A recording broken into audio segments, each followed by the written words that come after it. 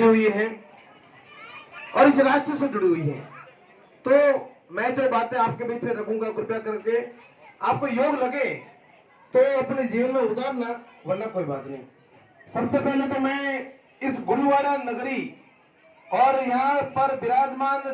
36 बिरादरी के लोग, सभी प्रवासी व्यापारी बंधुओं को इसलिए धन्यवाद देना चाहूंगा क्योंकि मैंने देश भर में घूमकर कई जगह नवरात्रि के कार्यक्रम देखे हैं और अनेकों जगहों पर नवरात्रि के कार्यक्रम में डांडिया के अंदर फिल्मी गाने बजते हैं। देखा है पहली बार न साजन की आंखों में यार न, परंतु यहाँ पर जो मैंने देखा है केवल और केवल माता रानी के भजन बजे हैं, इसलिए मैं आप सभी को धन्यवाद देना चाहूंगा। क्योंकि देखिए नवरात्रि जो है ये केवल और केवल सनातन धर्म से जुड़ी हुई है और इस देश के अंदर कुछ ऐसे अभागे लोग हैं जो हमारे सनातन धर्म को मिटाने के लिए अनेक को तरह तरह के प्रयत्न कर रहे हैं। नवरात्रि में फिल्मी गाने घुसट देना और अनेकों सनातन धर्म से जुड़े हुए कार्यक्रम में कुछ ऐसी अभद्रता करते हैं जिससे सनातन धर्म कलंकित हो जाए, उनकी भावना। परंतु आप जैसे लोग आज भी हजारों किलोमीटर दूर यहाँ पर आए, अपना व्यवसाय स्थापित किया, अपना व्यवहार बनाया, अपने पूर्वजों की मान मर्यादा और इज्जत को बचाते हुए आज भी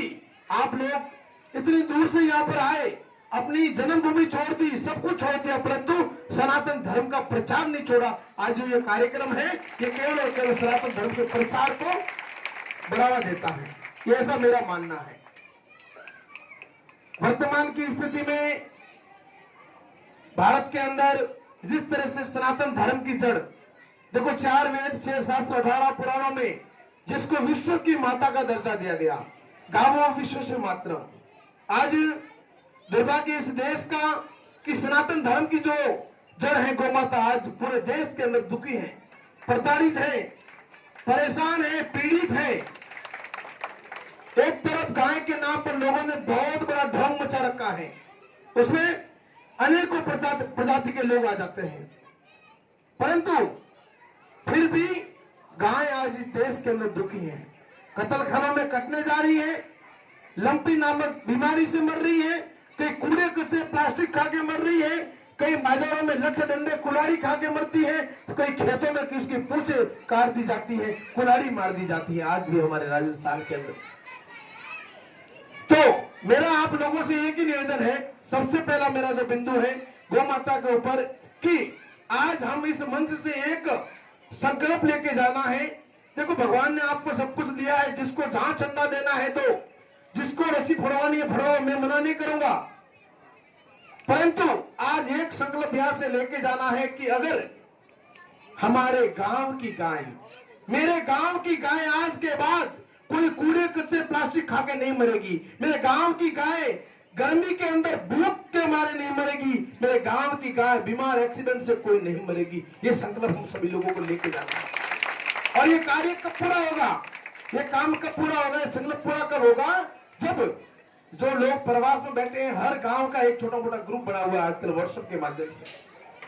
उस ग्रुप में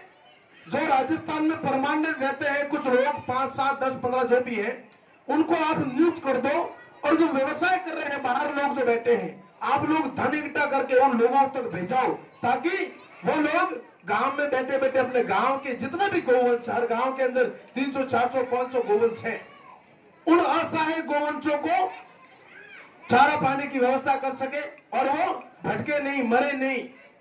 ये जिम्मेदारी आज से आप सभी लोगों को लेनी है, ये मेरा आप सभी लोगों से निवेदन है।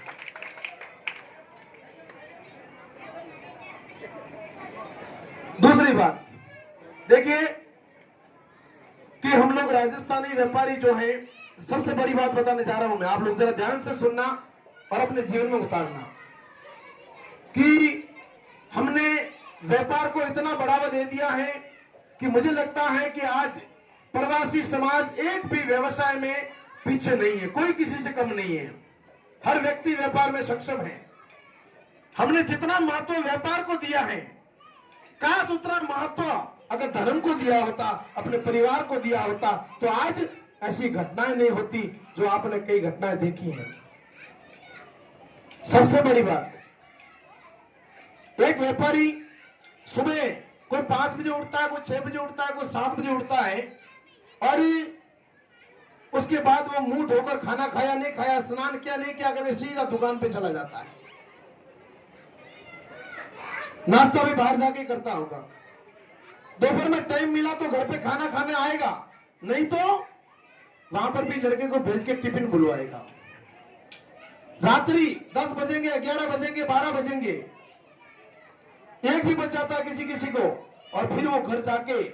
खाना खाया नहीं खाया करके कोई तो सो जाता है, और कोई हमारे भाई व्यापारी इतना मोटा है जो को खाता बो की घरे ले जाए, बेडरूम में बैठ बैठा खाता दाओ करे।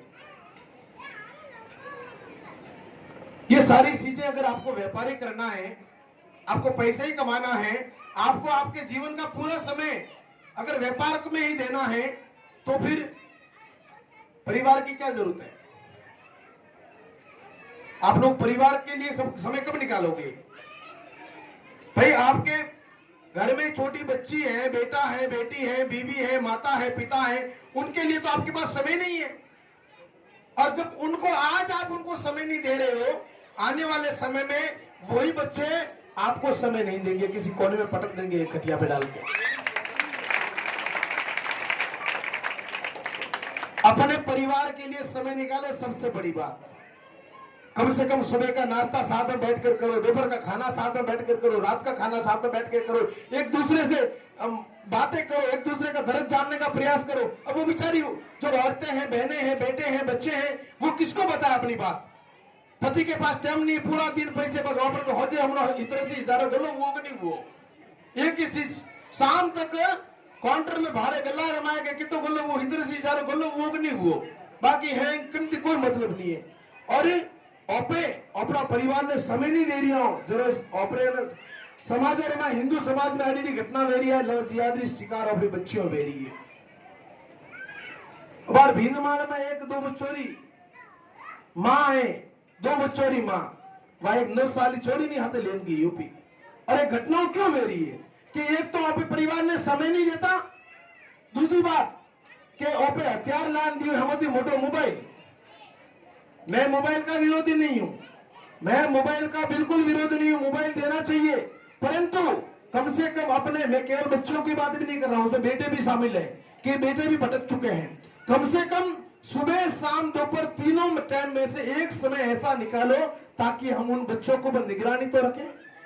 अपना मोबाइल, एक दूसरे का मोबाइल तो शेयर करो। आपने मोबाइल ला के दे दिया, मोबाइल के ऊपर सबसे बड़ा हथियार है इंस्टाग्राम, और मैं उस पर कंटिन्यू एक्टिव हूं, मैं कंटिन्यू उस पर एक्टिव हूं।